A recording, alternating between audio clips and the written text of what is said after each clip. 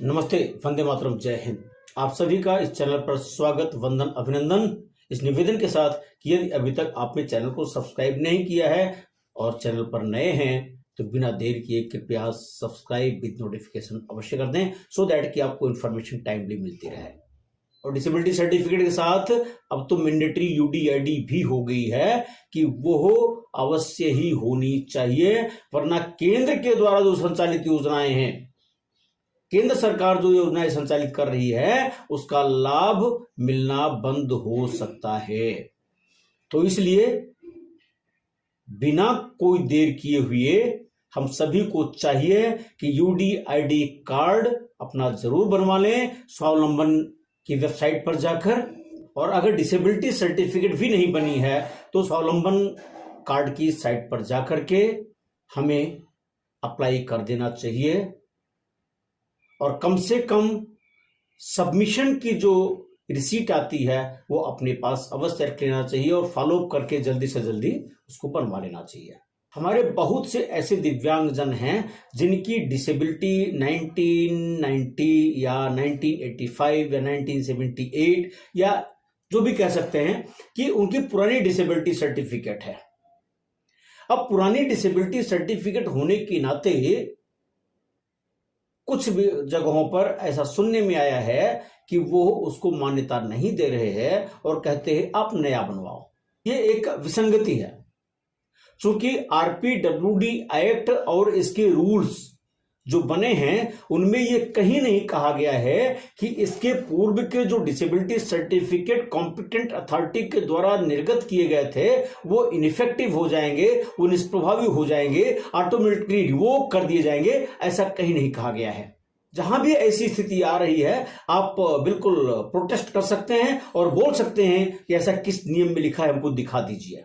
एक विसंगति और आती है, जब आप डिसेबिलिटी सर्टिफिकेट के लिए अप्लाई करते हैं और आप हॉस्पिटल जाते हैं, असेसमेंट बोर्ड के सामने जाते हैं, तो जो बोर्ड बना हुआ होता है एज पर लॉ, जो 40 और 40% से एबव हैं उनको तो डिसेबिलिटी सर्टिफिकेट वो दे देते हैं, लेकिन जो बिलो 40 हैं उनको ना तो रिजेक्शन देते हैं कि आपका ये जो आवेदन था निरस्त कर दिया गया है, और ना ही वो सर्टिफिकेट ही उनको देते हैं जिसमें उन्होंने बिलो असेसमेंट किया हुआ है।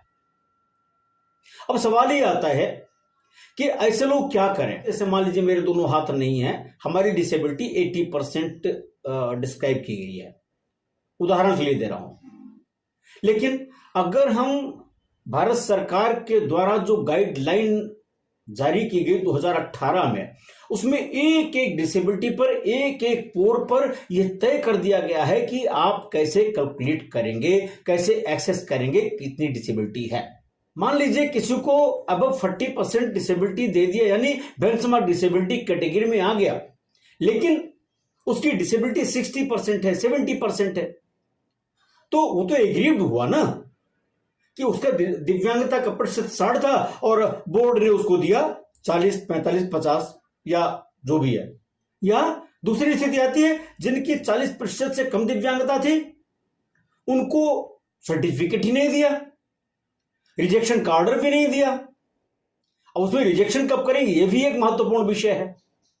तो ऐसे लोगों के लिए जो मेडिकल बोर्ड है उसने जो असेसमेंट किया, डिसेबिलिटी सर्टिफिकेट दिया या नहीं दिया, बेंचमार्क डिसेबिलिटी का, उससे शुद्ध हैं, तो वे आरपीडब्ल्यूडी एक्ट की सेक्शन 59(1) के अधीन कॉम्पिटेंट अथॉरिटी के समक्ष स्टेट में अपील कर सकते हैं। आपने राइट टू इंफॉर्मेशन एक्ट पढ़ा होगा, उसमें जो जन सूचना अधिकारी हैं उनके 1 रैंक सीनियर ऑफिसर सामने अपील की जाती है, फर्स्ट अपील। बिल्कुल ऐसे ही यहां पर भी है। अगर स्टेट गवर्नमेंट ने नोटिफिकेशन जारी कर दिया है कि फर्स्ट अपील किसके यहां आप दाखिल करेंगे, या जो आपको डिसेबिलिटी सर्टिफिकेट नहीं मिला उसके विरुद्ध, या आपका असेसमेंट गलत हुआ है उसके विरुद्ध अपील करना है, तो किसके समक्ष करेंगे। अगर नोटिफिकेशन जारी कर दिया गया है, अथॉरिटी डिजिग्नेट कर दी गई है, देन नो इशू, उसी अथॉरिटी के सामने अपील प्रस्तुत की जाएगी। अगर नहीं किया है तो क्या करना है?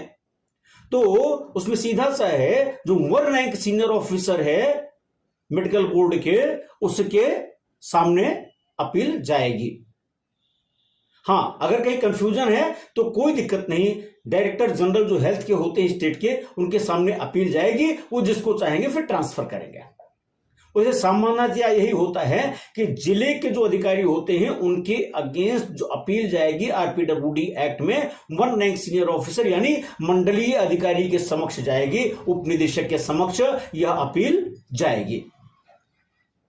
अब अपील कैसे करनी है? बहुत सारे हमारे बंधु हैं जो लगातार हमसे पूछ रहे हैं कि अपील में कैसे करूं।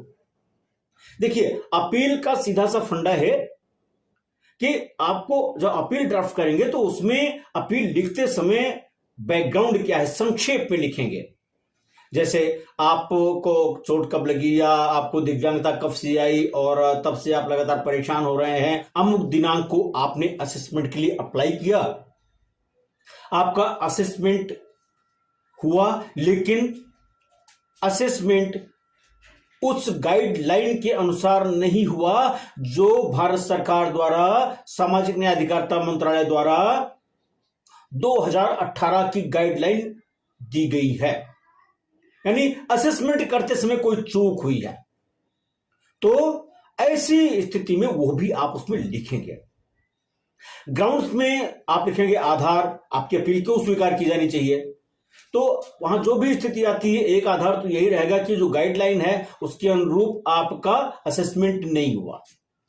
दूसरा ये भी हो सकता है कि आपको सुने बगैर ही, आपका असेसमेंट किए बगैर ही संदिग्ध परिस्थितियों में आपका आवेदन निरस्त कर दिया गया।